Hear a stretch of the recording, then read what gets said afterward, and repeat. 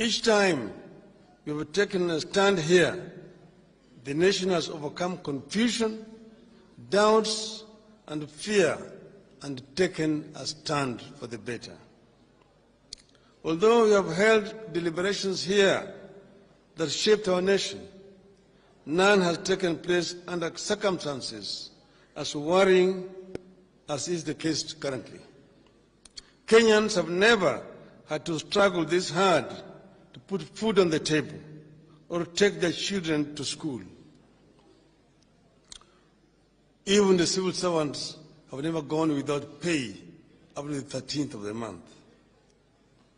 When we held frequent meetings at this venue in the 80s, 90s, and early 2000s, we aimed to end the single-party rule and give ourselves a new constitution. As we meet today, both the multi-party democracy and the constitution we fought for are under attack.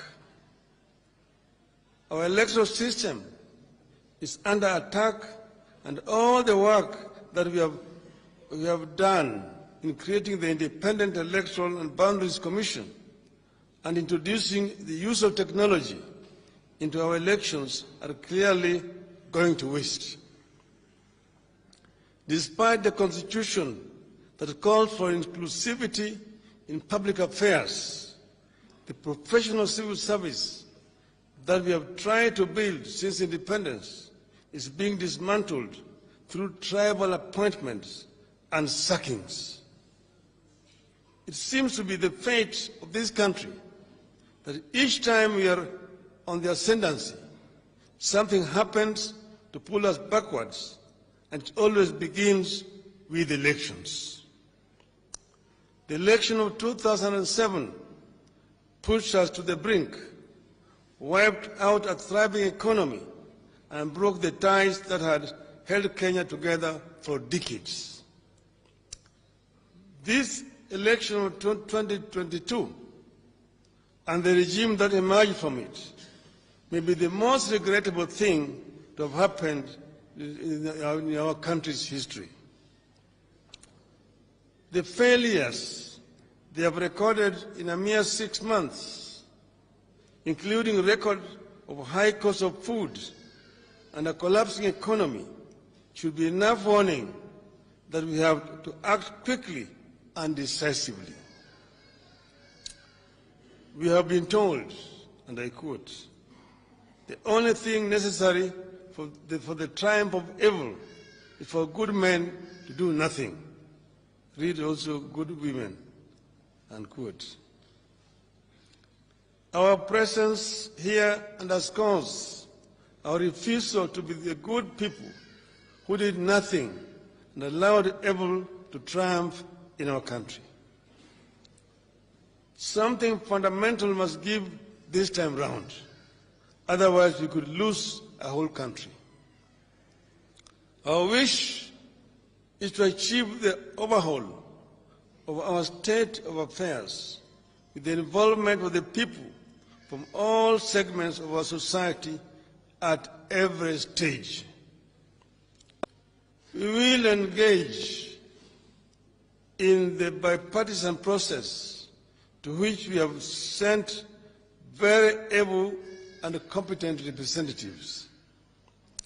But the people must not be left out or behind. We are not going into this dialogue for deals in smoke-filled rooms.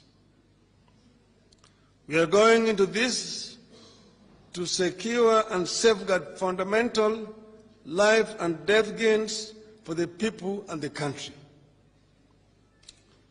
Throughout the talks, we expect the people to stand on guard and ensure it's about them and the country. That's why we are gathered here today, so that people can consult and engage and be watchful. We must refuse to be party to the subterfuges of the past that are glossed over and compromised on fundamental issues for expediency. Something fundamental must give this time round, but only if the people stay engaged. We are not going into this to be rubber stamps.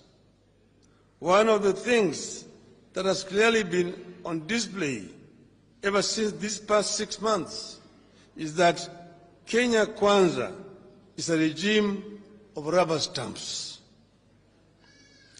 Subsidies are being removed from food, fuel, electricity, and school fees, exposing people to suffering, and Kenya Kwanza rubber stamps it as okay. They know there was an order for the opening of the IB servers, but the rubber stamp is as okay the refusal to open the servers. They know the buying of MPs to switch sides undermines our hard-won multi-party democracy, but they still rubber stamp it as okay. People are being appointed to and sacked from the civil service on tribal lines, but Kenya Kwanza rubber stamps it as okay. You have not agreed to participate in the bipartisan process to be another rubber stamp for Kenya Kwanza. That has to be understood from the outset. Should the talks falter or bear no fruit because of the grandstanding, lack of openness, lack of honesty, and intransigence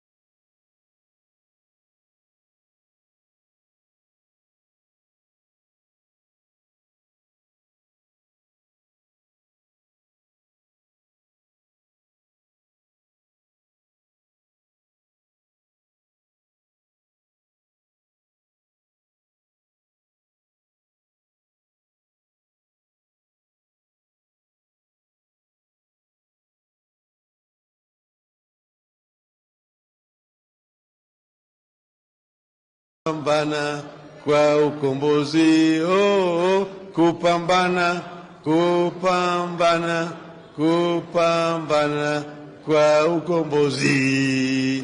Azimio! Azimio! Asante sana. Niombe sote tusimame kwa wimbo wa taifa utakaoashiria mwisho wa hafla yetu ya siku ya leo. Kofia zisizo rasmi niombe zisalie kuvuliwa. Wimbo wa taifa.